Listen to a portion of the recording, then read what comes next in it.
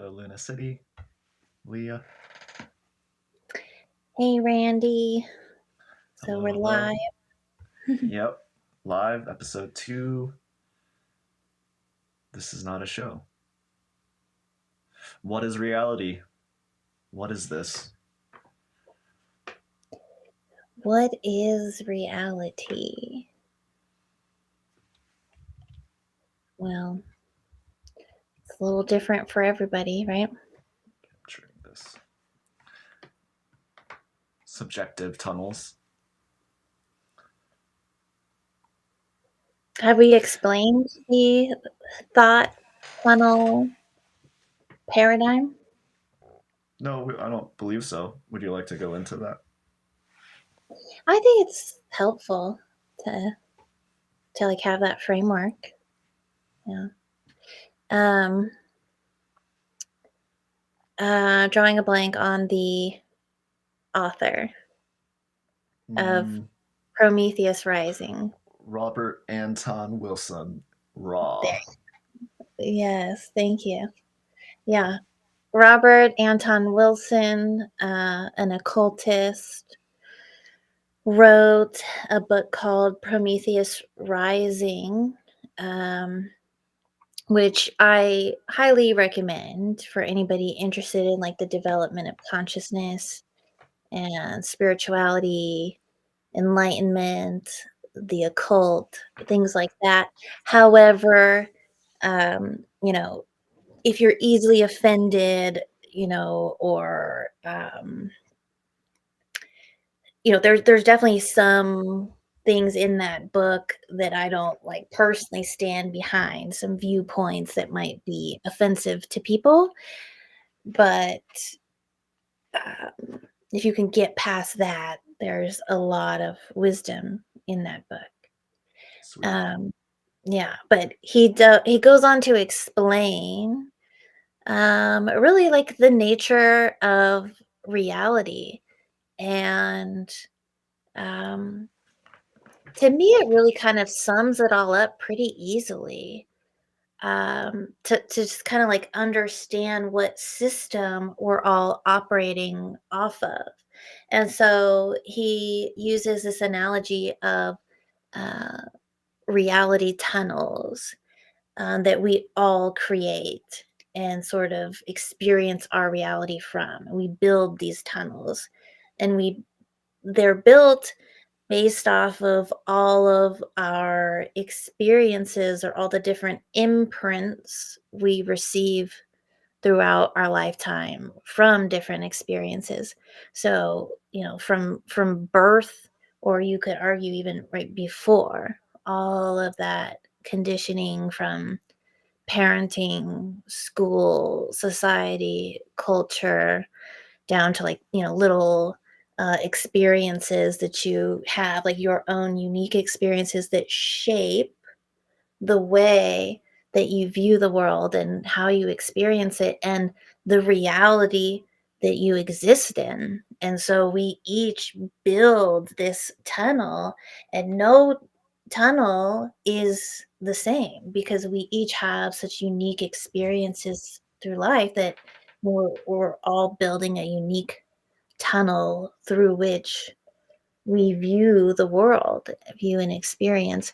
And so no one person is ever going to see the same world or experience the same reality that you do. Beautiful. Yeah. Mhm.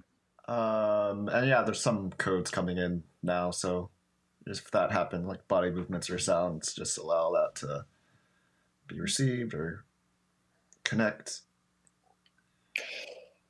Yeah, well, that's a good point to talk on, though, just because I don't know, like your average person in society keeps it pretty tight, and your Mm-hmm. movements pretty stable.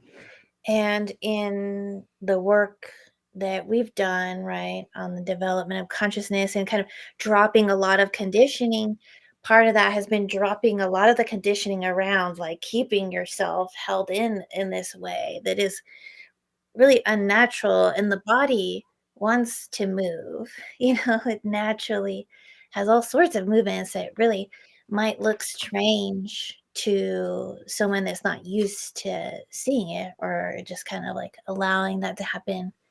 Um, but I know for myself, particularly as someone that's like neurodivergent, like there's energy here, there's stimming, and I'm very expressive with my hands, and I just allow it, whatever wants to show up, just allow. There's a lot of freedom in that.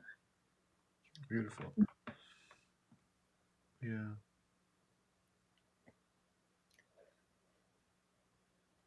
So would you say that's a reality tunnel too? Like you're like everyone, every individual that has a human experience has a reality tunnel, or is kind of like also like birds or owls or cheetahs have reality tunnels as well. Yeah, I mean, I would argue everything, and then down to even like spiritual beings exist in reality tunnels. And then you could say even like Earth is a reality tunnel, because I think it is like this a being, right? So Mm, it's just like different perspectives, essentially.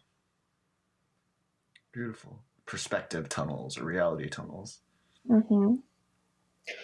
And then that also fits in line with another description that I appreciate from an occultist of the same mm, era, you could say, is like Aleister Crowley, Mm, the Book of the Law, where he describes like what each person is. He says like each individual is a star. Like each person is a universe, right? They're an aggregate of experiences, and think you're collecting those experiences over lifetimes. So like your oversoul is right has like built up all of these experiences, and that exists as like an entity, right? An accumulation of experiences. You are like an aspect of that, you know, kind of sealed off seemingly as its own, sort of collection of experiences. And that's all mm. anything is a collection of experiences.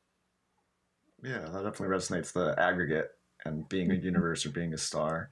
I'm thinking of stars like even like Merkaba, like that shape, like the two pyramid, one upward or one inward, one or one upward, one downward kind of shape. And that, in a way, it's like if you think about like 6 points as a star, maybe Crowley was onto some sacred geometry work with the body, or tapping into the yeah his own wisdom and research on the occult, or yeah, the energy bodies.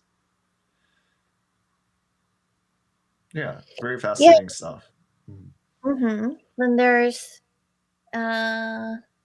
yeah, I can't remember what I was coming across recently that was talking about that shape, that structure. So there's essentially, right, like and that would be what the human, like energetically, like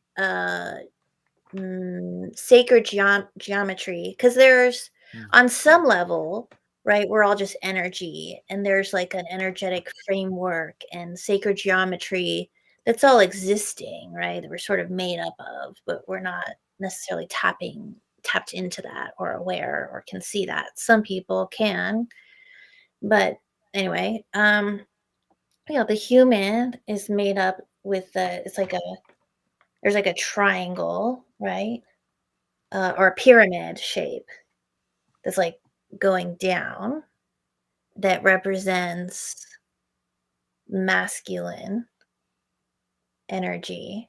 And then there's a pyramid going into it, pointing up, that's a feminine Mm. energy. And they both like spin together. Interesting too. And it's almost like the, I mean, maybe that's kind of the connection of the light language, right? Like just the Taurus feel, like as a consciousness, because it's never really like an individual consciousness rising through. Everything's connected, so it's almost like our our frequency does collectively, but it may seem like your individual central nervous system is getting spin faster, even rotating faster. But that doesn't mean like you're gonna just become light in that way, like because you already are light. It's almost like an integration process. Because I see like rotation as more of an integration, more so than you're going to heaven or heaven is here Mhm. now kind of thing. But it's more like it That's means the energy bodies. Yeah, yeah, like chakras of torus shapes, or you mentioned Merkaba shapes, the pyramids. It's like, but really, it's like it is kind of a, it's like a vehicle, right? So it's almost like we individually have our own subjective reality tunnel and perception of that, but there's a good reason for it because I think it just if you go against it, it's like you're going against the grain. But yeah, I think you're gonna add something, right? well, I'm just curious, like, yeah, what your experience of it, because, so you have do the light language stuff, and it's, you know, my time with you, I mean, I've noticed you do seem to, right, at least at times, tap into some sort of more like geometrical, right? Sure, Like yeah, energy structures and things, like in your meditations and light yeah. work, would you say? Well, I'd say yeah, it's getting more developed and evolved, or revealing what was actually there in the first place. Because I in like 2018, I was more grounded into like Reiki and getting attuned to that, and just the those what may even be mainstream at this point, right? Of colors, energy centers, and of your energy body, the subtle bodies. But yeah, I think now it does feel like it just becomes more intuitive in a way, and it's almost like, oh, actually you could see and feel it, like those shapes or the spheres, because it's like your own body, right? And I don't, and I think it's like it's open to everyone, because because we're all kind of going through a similar process. But I don't think it's like, yeah, I don't know. I feel like it's just like where our attention is. I think we have the freedom because we do this work, or the clients we work with. So it's almost like a confirmation, an experiential confirmation. So it's almost like what's the next step of, almost like a mechanic. Like if he sees cars, a bunch of cars every day, you're just kind of used to that makeup. You're used to that programming. But yeah, I think I do kind of work with that more and more. But I think the talking part and like the psychology seems to be an interesting pattern too, of like our own patterns and attractions, or certain conversation topic points. Like maybe it feels like that's a geometry too. Like there's like, oh, this, like again, like layers, right? Layers and beliefs of our own field. So it's like maybe someone could say, yeah, it's all related, it's all interconnected, but like when we're talking to each other and doing the work, or have a clients, it's almost, it's like very visceral. It's like you don't even have to map it out or have like a intellectual understanding. It's just more of a knowing that I think we all kind of, yeah, we all know that, and it's kind of like revealing that we're knowing it. It's just more of the context and the experiential reflections of like harnessing it again.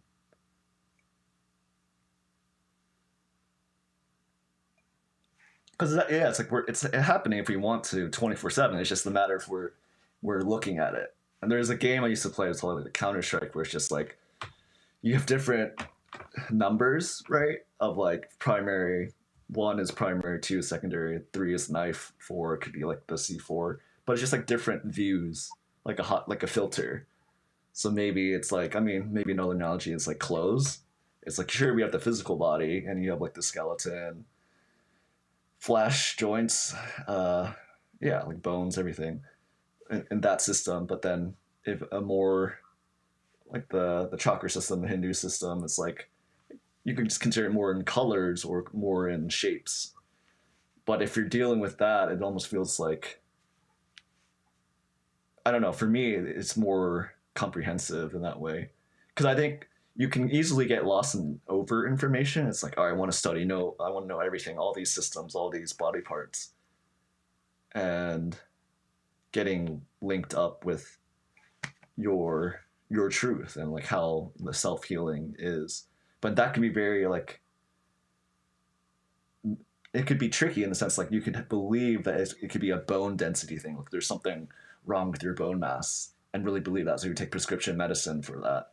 But then if there's a metaphysical symptom or like a subtle like blockage in the heart space, similarly, right? It's like where do we consider like where does our higher self want us to go?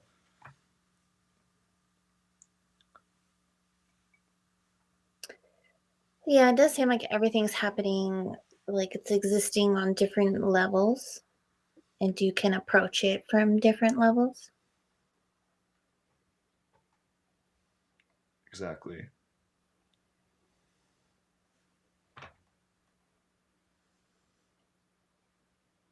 Yeah, it's like you're only working with beliefs and our own willingness and like having peace with that of like what what it is because I don't know like what's best for someone. Their higher self does though.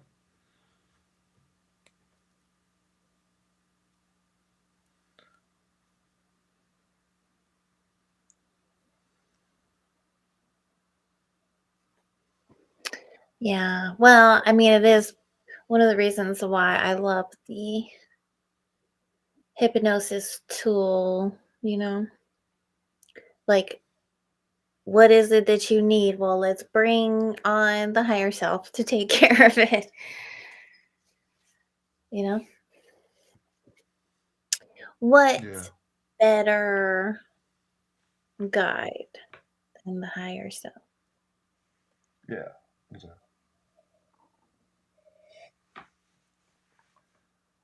Yeah, trusting it, right? Real trusting it, giving this new energy that's coming through, new frequency for all of us. It's like really trusting that those signals and prompts.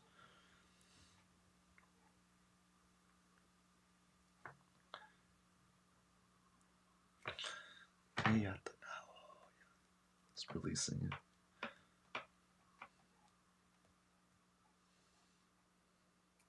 Yeah, I was actually talking with Rachel about the DMT thing today. Mm-hmm.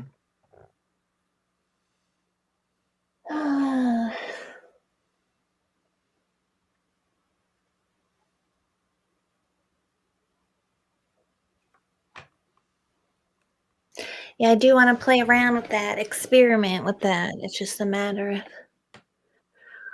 hmm, the figuring out the little logistics. Mm-hmm.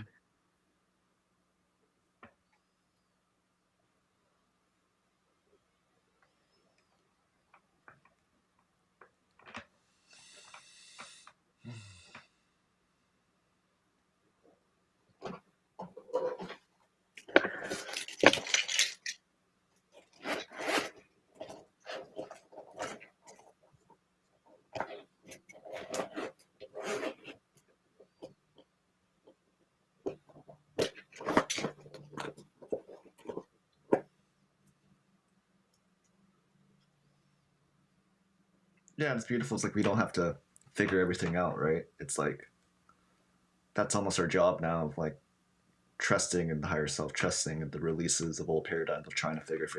Sure, there's some things you're gonna figure out, but it's gonna like come in when we're having like fun and we're in flow. We're not really thinking about it. Like we're in joy.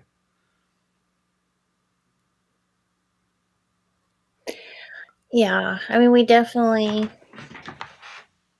have a tendency to, I think, in default mode, to, like, waste tons of time and energy trying Mm. to figure stuff out for what? Right.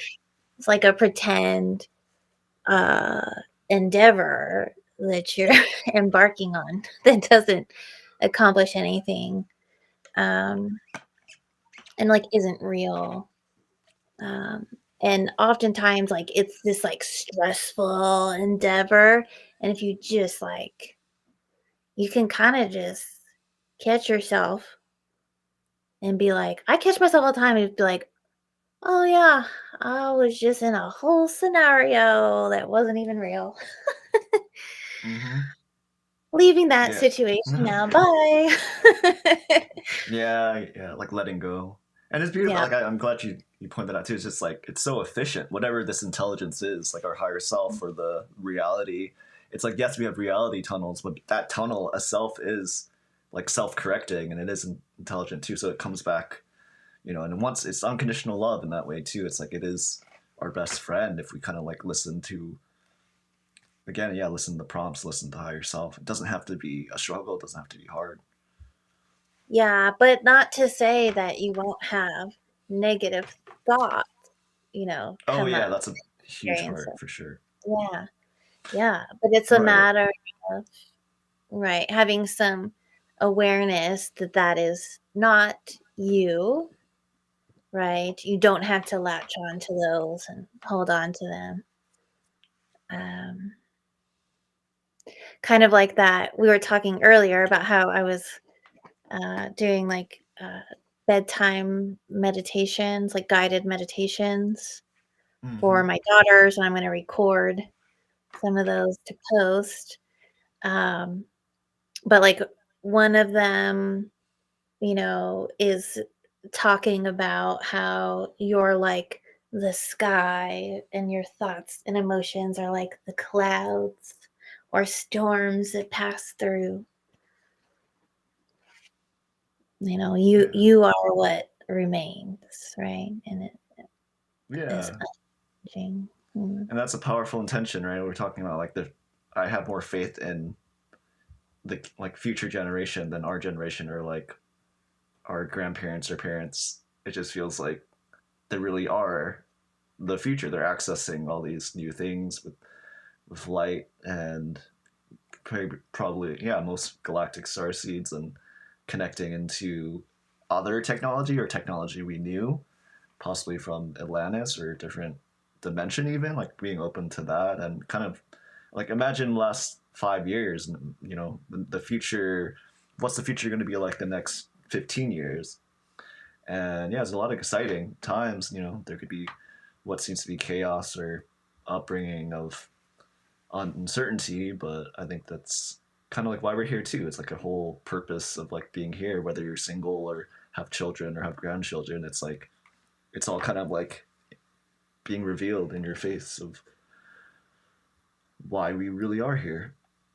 Yeah, it feels like I was thinking about this earlier. It feels like the dials are just all like turned all the way up. It's just like on everything right now.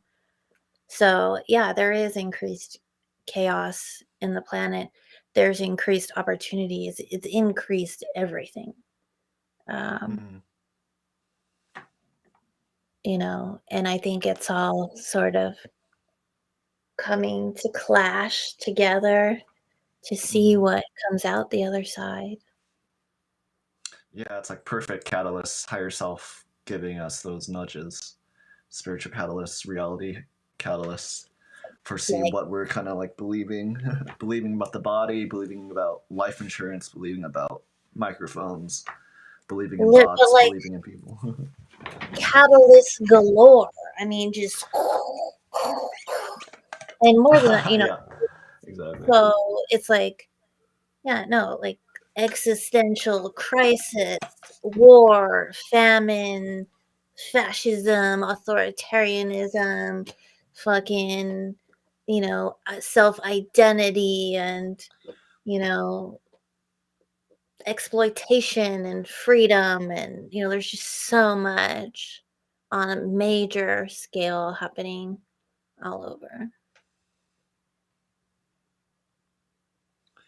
But with that are all, yeah, opportunities. It's just it's like nothing but opportunity right now. Yeah, opportunity for sure. Like opportunity for growth, evolution, focusing on what you really want. Well, and it's important though then to point out too, right? Like suffering is needed for growth. That's an ingredient of it. That's the process, right? So, you know, it can be difficult to see that there is so much chaos and so much suffering. If that's, you don't have to look at that, but if you do see that, Mm. um, it can be really difficult, right? Like there's tragedy and war, things happening on a really massive scale that are horrible. Um, but everyone's suffering is, it's an evolutionary force. Mm. And we can all harness suffering for growth. Yeah, yeah. It's like a matter of choosing that. Like, yeah, I kind of see it in that way of like like the spiritual catalyst. Like you could choose suffering, or you could choose the growth, or you could choose the suffering to be transformative growth. Yeah, yeah. Yeah, But yeah. yeah. And if Mm. you do that, if you really click into that, bitch, oh my God, it's like money. It's like just free money or like magic. It is magical because you realize your suffering is nothing to shy away from. It Mm. is gold. It is alchemical gold. That is Yeah. alchemy. Without suffering, you wouldn't have alchemy. You wouldn't be Mm. alchemizing. And so you can live in avoidance and not do alchemy, not bother with alchemy. But I'm, personally for me, like I love that alchemical process and that work and that, that Mm. is taking to opposites together to create something new. And so you Mm. need that element of the darkness and the suffering and the Mm. pain. That is what you are stepping through Mm. to get to the other side of expanded awareness, Mm. holding paradox. Yeah. I mean, it's kind of tying it back to the sacred geometries and like the the subtle bodies. It's almost like the pain and suffering could be from another dimension or a past life. And it's like, but it is kind of scary to like lean into that, this other perception that maybe we've been hidden from us or society pushes out, or like people with like past life with witch burning or dying as a soldier, etc. And that could be painful to see the memories like, oh, this is a different life. And yeah, it's like with hypnosis and what you do with QHHE or past life regression, it's like you could really see that. You have like a bunch of case studies, a bunch of clients just like mentioning it like visually and viscerally, like it's as real as this reality. Yeah, you can see then actually how people are still holding on to and carrying the conditioning and trauma from prior lifetimes. Mm-hmm. And you can do alchemical work. So if you lean into these things, you can dissolve uh, trauma that's come through from lifetimes ago, which is pretty wild to think about. But this work is valuable. Like it's not just for you, it's a collective service. You're doing it for, parallel lives, right? Um, Parallel realities and worlds. It all, like what happens here affects, spreads out, Everything. expands beyond us. Yeah. Which actually makes sense. Yeah, like you're getting more context and kind of like things are clicking with like light language and stuff. It's like it is parallel. So even the sacred geometries is like consistent with different dimensions and life. And beautiful. Yeah, I think it just feels you're tapping in, like we're tapping into the interconnectedness of not just like we are one. I mean, yeah, like that's contextual, but really like even that statement of how profound that is, the interconnectedness, like the mitochondria, the mushrooms or the jellyfish or any of these animals we see in the sea and another planet, like they're all us. And that's kind of like what's powerful about these transmissions and these like psychological warfares or peace offerings or deja vus with certain people or certain memories, the different dimension, or dreaming about something that's like, oh yeah, I dreamed about that too, synchronicities, etc. So yeah, the power of like Carl Jung's work, Joseph Campbell's A Hero of a Journey, archetypes that you like to mention, coding of this framework of this game, Robert Anton Wilson, Reality Tunnel, Timothy Leary's work with like LSD and psychedelics, and just the intention of everything. It's like all has their part if we have that intention, and I think it is like a greater good.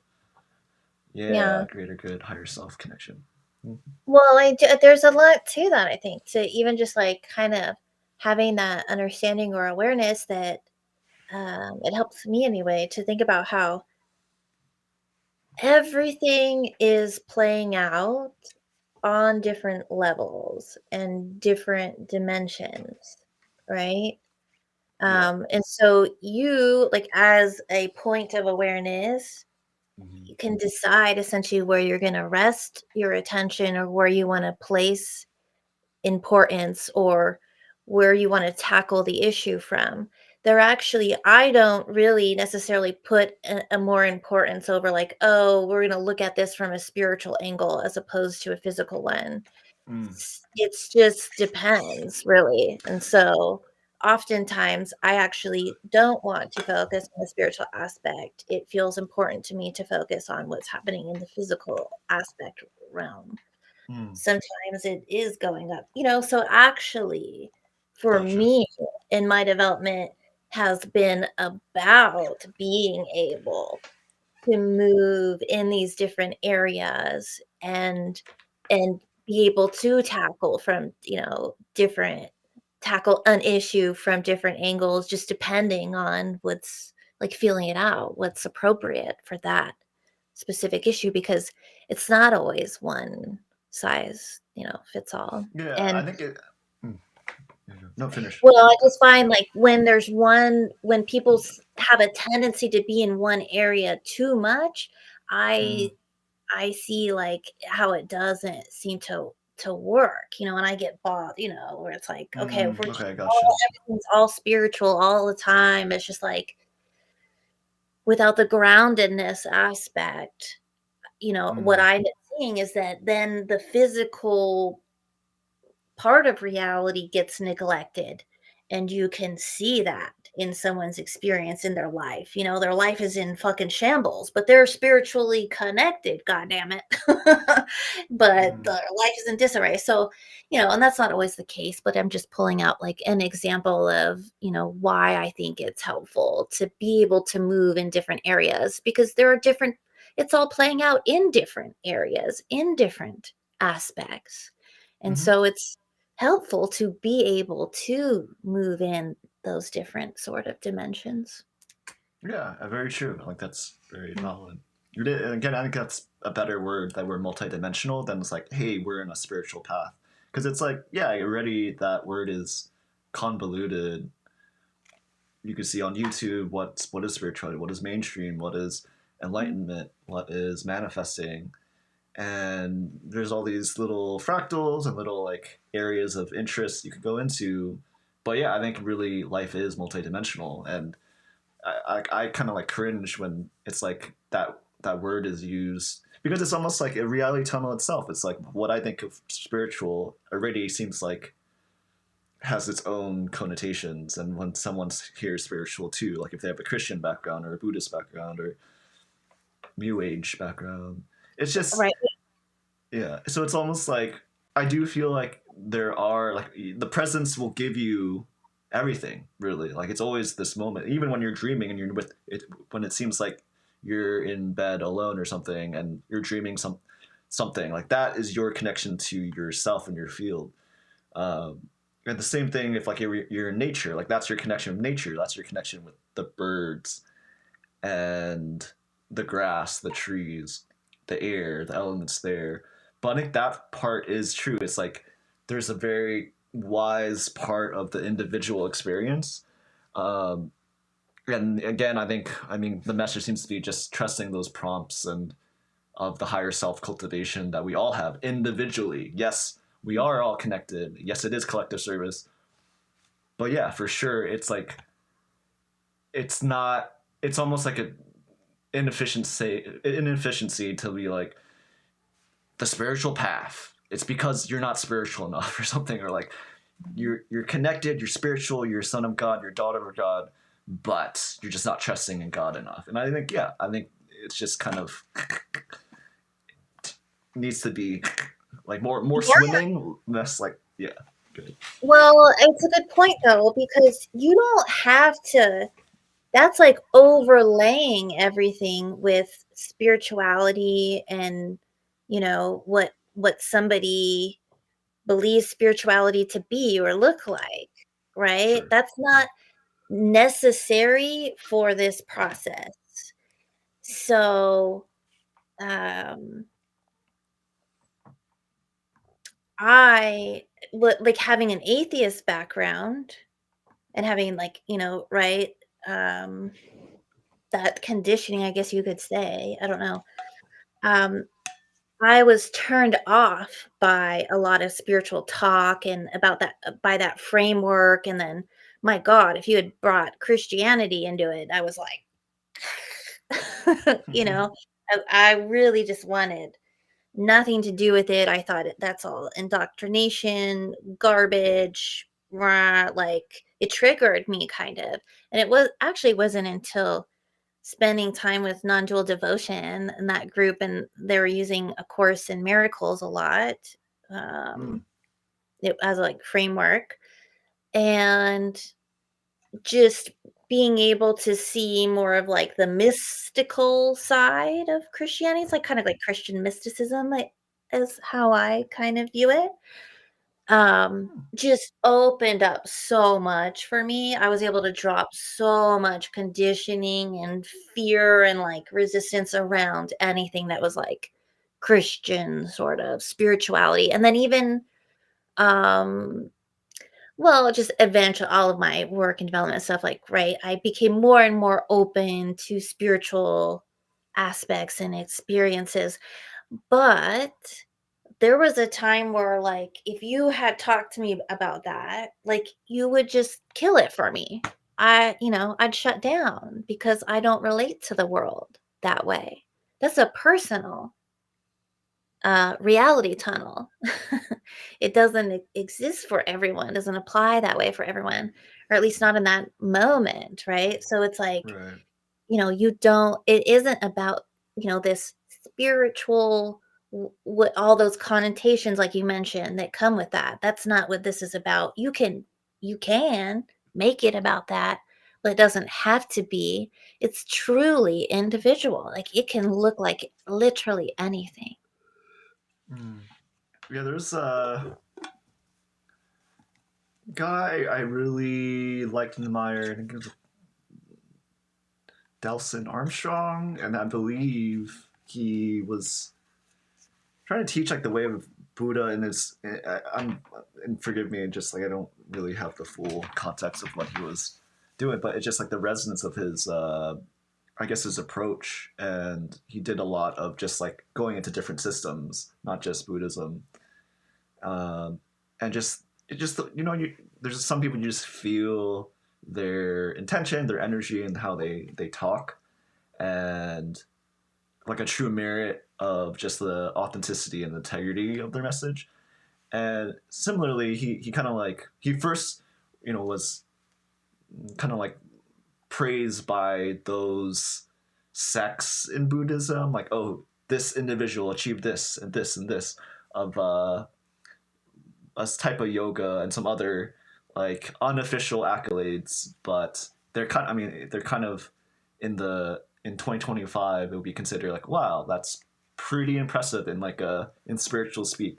But yeah, like he kind of like renounced them of like all these claims of being like arhat, or like arhat meaning like I guess like a highest noble seeker or devoted mm, person for Buddhism, for lack of a better definition. I may be butchering it there, but yeah, something with like that. And he was like, no, I feel like everyone's spiritual awakening journey is going to be very individual and subjective.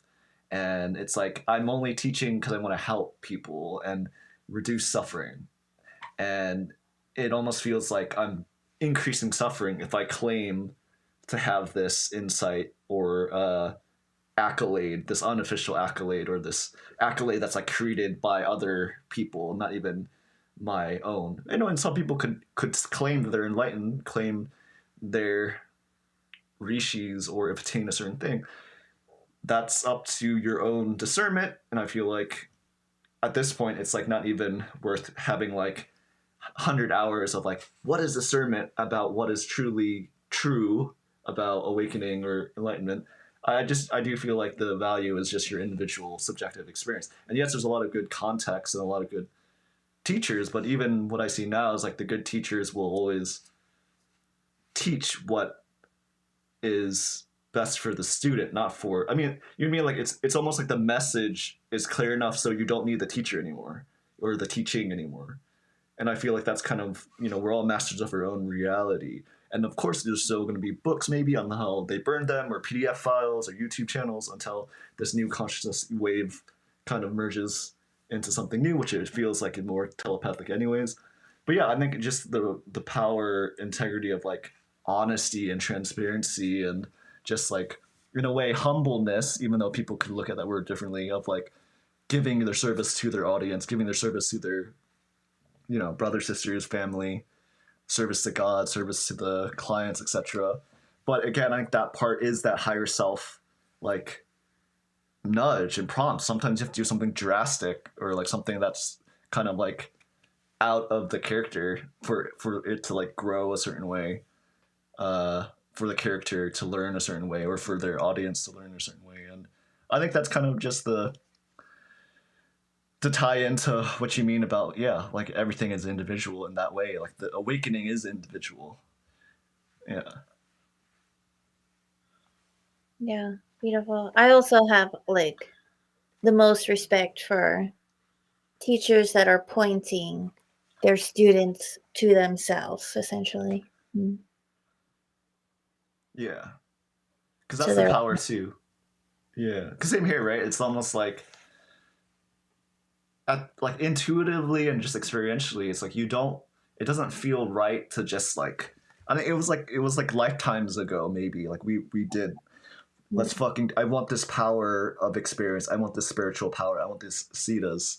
But I feel like that's already given, and it's already too late anyways, because like we're already evolving so fast, and it is about humanity, it is about the wanderers, and not just wanderers but everyone, the service to the all, the greatest good of the all. And maybe we don't know what that is because it's like limited in human spirituality, which is like still tainted for thousands of years of powers maybe stronger than we the human can perceive. So I think cosmic spirituality is this truth that we're kind of opening into, that there are ETs, and there's been ETs for a while, etc. Well, and I want to say there's also like for me, I have a sort of focus or a shift that went more towards, you know, going in, right, and leaning in and about the self and expression of your true self, and that what that's about, instead of this. Because for a while, a good while, I was sort of stuck on this, right, attaining Yeah. of something outside of myself and really, like, destroying the self, and there was so much suffering in that, and I think so much of spirituality in this way kinda leads you in that direction, like, you kind of feel like that's actually the path that you're on, that you're supposed to be on. There's so much of that out there. Mm. And I think what can really, I don't know, for myself, just solve so much of that suffering is to actually remember that this is about coming home to yourself. Mm. And that, again, that will look Beautiful. different for every person. Beautiful. Yeah.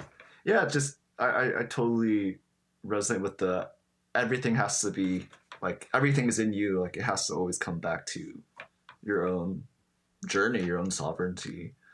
Man, that is so beautiful. It's Mm. just like, and yeah, I'm glad. Yeah, there's a lot of teach, like just the overall theme of that and teaching and the empowerment and accepting your ego, accepting yourself, loving yourself, as law of one say, accept yourself, love yourself, be one of your creator. But you still have to accept and love yourself and really, including the ego, because yeah, I think that's kind of the case too of like, fuck this ecosystem, or fuck whatever. But Right, then, just try to yeah, overcome the ego and destroy the ego, and, yes, there are these, like, ego death experiences, but it's not that there's this thing that you ultimately destroy. It's about you can't destroy it too. understanding, yeah, that that is a part of this Mm.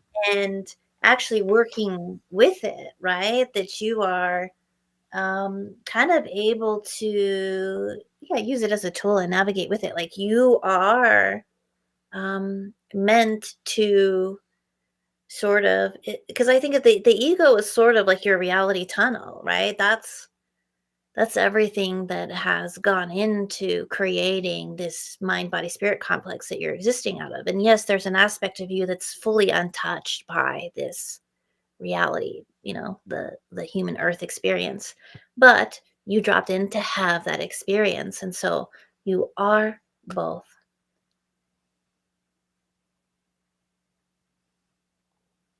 Yeah, just getting clear on what the ego is and what it's not, right? And it's you can't kill it. It's like even I think A Course in Miracle does in non-duality does a good job of like pointing that out. Like there is only one ego. It's not even an individual.